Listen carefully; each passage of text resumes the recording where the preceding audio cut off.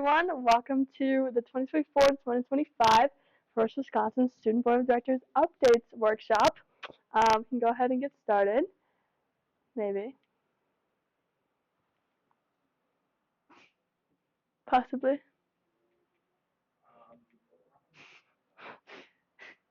Good start.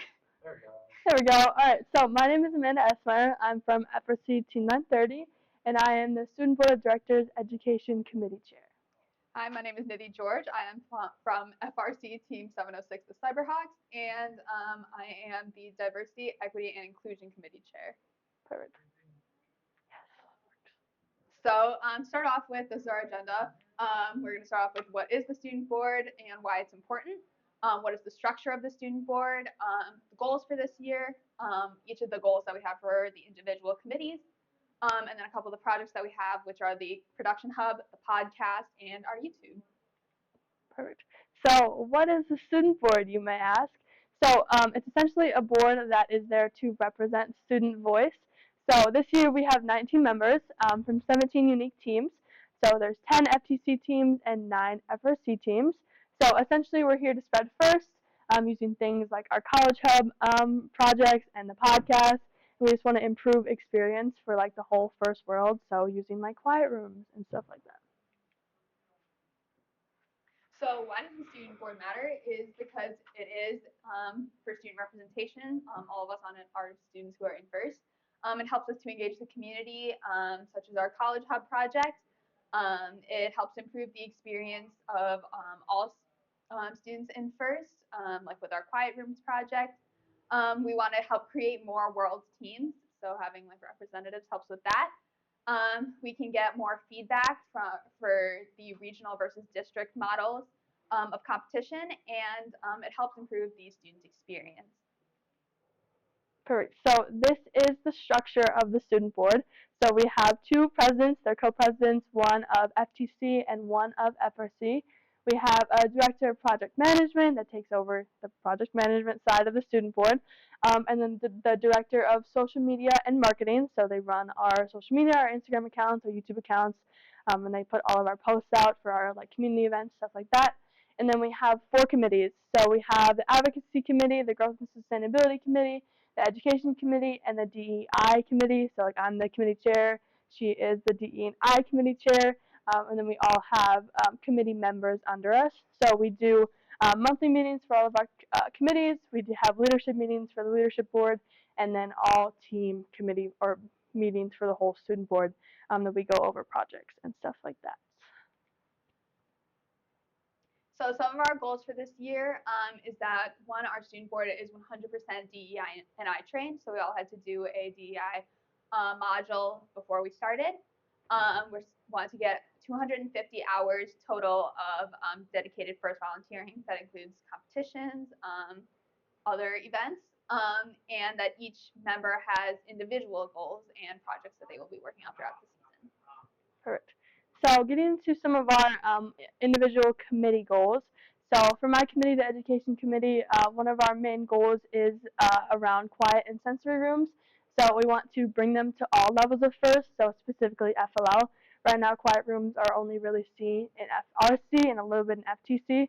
So we also want to increase awareness for the need for quiet rooms and sensory rooms. So we've been making flyers. We'll pass them out at MROC today. And just really increase like the why. Like we want to teach people why it's important to have those rooms at first competitions. We also have a program called the Production Hub, and we want to create a central communication system for it. So it's essentially like where teams can ask for parts and other teams will build them for it, and then they can exchange them. But we don't have a central communication location for that yet. I just said location twice. But so we want like a Slack channel or like a Discord server. We're brainstorming on how we could more centrally communicate between it, so we could expand to new areas and build it to like include different aspects like field bending and different like part transfers between teams. We also want to work on our workshops, so present at places such as like MROC right now, and FRC Training Day. And then we want to present on like a wide range of topics, so like mentor training and like advocacy training, stuff like that. So for the DEI committee, our goals are to increase awareness about issues that underrepresented groups face in STEM, whether that's discrimination, microaggressions, etc. So one of the ways we're doing that is we are creating a podcast to discuss these things with people who experience them on a daily basis, so people who are actually working in STEM. And then our other goal is to create connections between people involved in FIRST, and so we want all students to feel supported. So that includes workshops at competitions for various groups of people to talk and discuss issues that they may be facing. And then possibly also creating training modules for mentors about inclusion and uplifting all students and how they can support students on their team. Correct. For the advocacy committee, their goal is they want to create an advocacy boot camp. So this kind of goes along the workshop path, but like training series of like a handbook on Advocacy Day. So they want to like present these online in the YouTube format so that anyone, anywhere can access these workshops, and it's not just in our little southeastern Wisconsin bubble that we've kind of created. We also want to gain exposure for First Advocacy Day. So this is a day I think in February or sometime around that time in the year. And we want to get some updates on the state bill's progress and like have more teams attend First Advocacy Day and overall just make it a bigger event and more of a bigger deal in the first world. And then the last committee is the Growth and Sustainability Committee.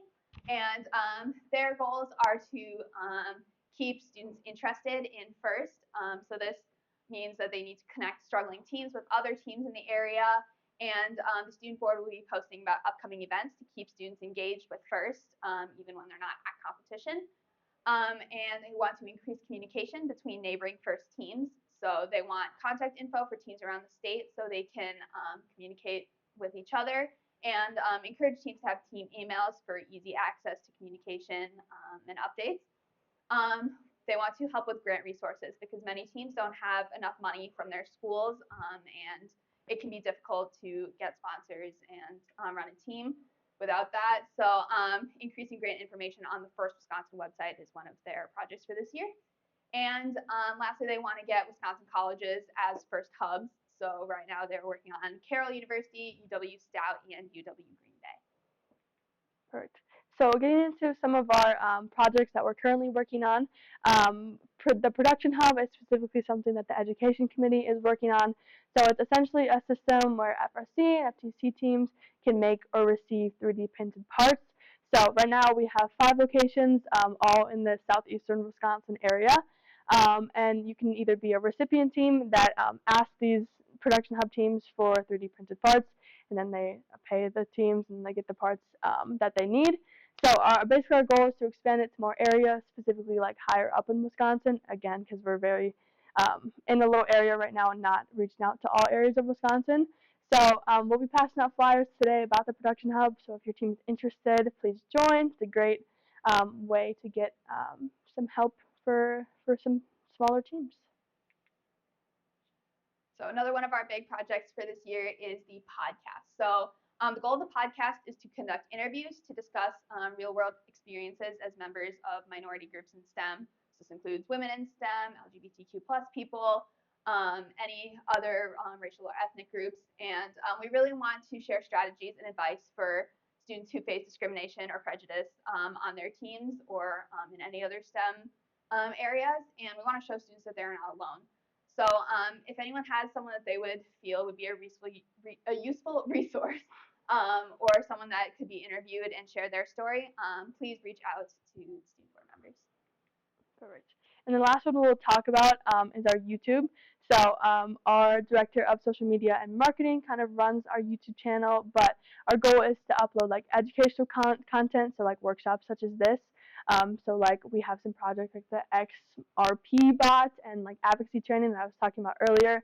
And we want to expand to like mentor training and any other workshops that people see like fit. We want to expand that out and get those on our YouTube so that everyone anywhere can watch them. We want to have like mentor/student leader discussions.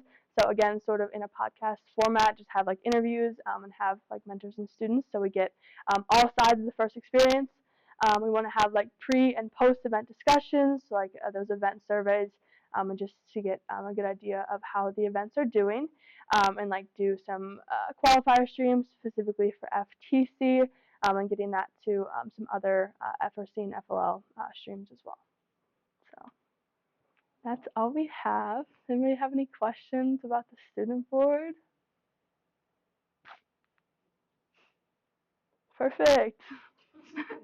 Thank you guys. Yeah. For the interviews, right? Can it be both like mentors and students, or is it just like only specifically for? We want to have them be ideally with adults who are working in STEM fields as like a career. That's kind of right now our like plan for it. But if you have like other people, that's totally fine too, and we can find ways to incorporate them. Definitely open to anybody Yeah. that wants to come on the podcast for sure. Yeah. Perfect. Good job, by the way. Thanks. In the first place. Thanks. Any other questions?